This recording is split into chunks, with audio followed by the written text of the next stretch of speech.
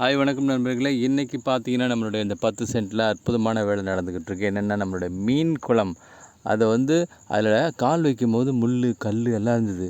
திடீர்னு ஒரு யோசனை தோணுச்சு. பார்த்தீங்கன்னா சைடில் உள்ள மண் எல்லாத்தையும் இந்தமாரி கரணையை வச்சு பண்ணும்போது இந்த சரள மண் மாதிரியான இந்த மண் அப்படியே பொடியாக இருக்குங்க பாருங்கள். இதை அப்படியே எடுத்து நம்ம வாழைக்கண்ணுக்கு போட்டோன்னு வச்சுக்கலாம். இதில் மீன் கழிவுகள் அற்புதமாக இருக்குது.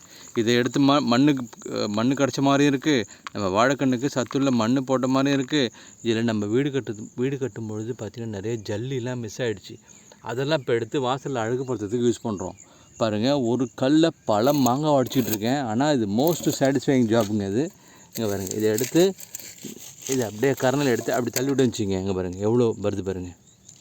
இந்தமாரி ஜல்லிலாம் ரொம்ப வேல்யூனா இப்படி அது விஷயம் தெரிஞ்சவங்களுக்கு தெரியும்.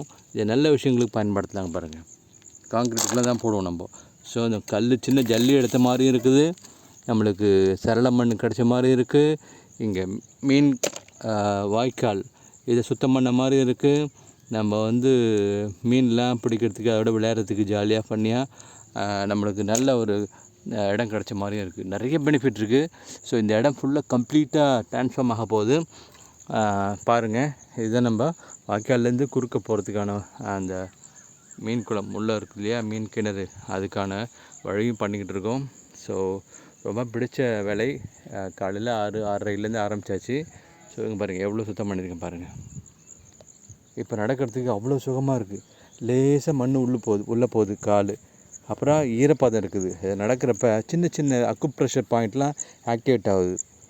ஸோ இதில் போக நம்ம எல்லாத்தையும் கம்ப்ளீட்டாக க்ளீன் பண்ணிவிட்டு, குறிப்பாக இதில் இன்னொரு வேலையும் பண்ணலாம். க்ரெசன்ட் ஷேப்டு இந்த அரை மூன் வடிவ இந்த மாதிரி இருக்குது பார்த்திங்களா, இந்த மாதிரி வரிசையாக பண்ணி வச்சிட்டோம்னா மழை பெய்யும் போது தண்ணி பார்க்குறதுக்கு அவ்வளோ அழகாக இருக்கும். அங்கங்கே இந்த மாதிரி செடிகளை வச்சிடலாம், நம்மளுக்கு பிடிச்ச செடிகளை வச்சிடலாம். தேவையில்லாமல் கடை செடிகள் அது ஒரு பக்கம் இருக்கட்டும், இயற்கை அது வேலையை பார்க்கட்டும். நம்ம இங்கே பாருங்கள், இங்கே நம்ம விளையாட்டாக வச்சது இது வல்லாரை. இந்த வல்லாரை என்ன இருக்குது பாருங்கள். இது எல்லாத்தையும் கம்ப்ளீட்டாக பியூட்டிஃபுல்லாக பண்ணுறோம். பண்ணிவிட்டு இந்த இடத்த வேறு லெவலில் சேஞ்ச் பண்ணிவிட்டு நம்ம இதை மற்ற ஃப்யூச்சரில் நிறைய திட்டங்கள் இருக்குது. உங்களுக்கு ஏதாவது ஐடியாஸ் இருந்தால் சொல்லுங்கள். நிச்சயம் நம்ம முயற்சி பண்ணி பார்ப்போம்.